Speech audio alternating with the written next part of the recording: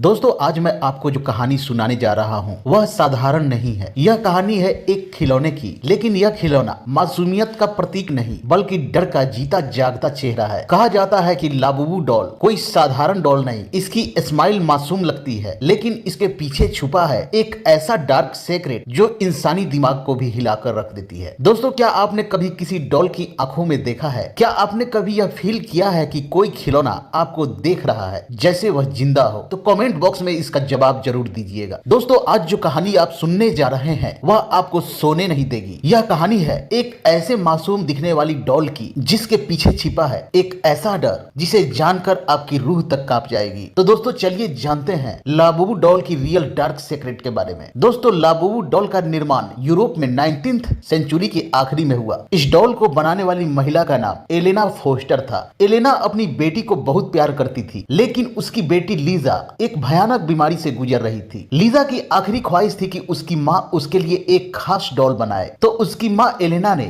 महीनों तक मेहनत कर उसके लिए एक डॉल बनाई। उसने अपनी बेटी की ही आंखों के जैसी काली चमकती आंखें उस गुड़िया को दी और उसके छोटे दांत भी बनाए ताकि वह हमेशा हंसती हुई लगे। लेकिन दोस्तों किसे पता था कि जब लीजा की डेथ हुई उसकी आत्मा उसी डॉल में कैद हो गई और वही डॉल आज जानी जाती है लाबूबू डॉल के नाम से। दोस्तों लीजा की मौत के कुछ दिन बाद एलेना ने उस डॉल को अपने पास रख लिया, लेकिन जल्द ही उसने अजीब घटनाएं महसूस करनी शुरू की। एलेना को रात में किसी बच्चे की हंसी सुनाई देती, उसकी नींद खुलती तो डॉल अपनी जगह से गायब होती और घर की दीवारों पर छोटे छोटे पंजों के निशान नजर आते। दोस्तों कहते हैं एक रात जब एलेना ने देखा कि डॉल उसके कमरे के दरवाजे पर खड़ी थी और उसकी आंखें अंधेरे में चमक रही थी, उसके बाद एलेना की रहस्यमयी मौत हो गई। तब वहां के लोगों ने यह माना कि एलेना की मौत उस लाबूबू डॉल के ही कारण हुई है। दोस्तों डॉल धीरे धीरे हाथों हाथ बिकती गई। जो भी परिवार इसे अपने घर लाता वहां हादसे होने लगते, घर में किसी अदृश्य साये का महसूस होना और आधी रात को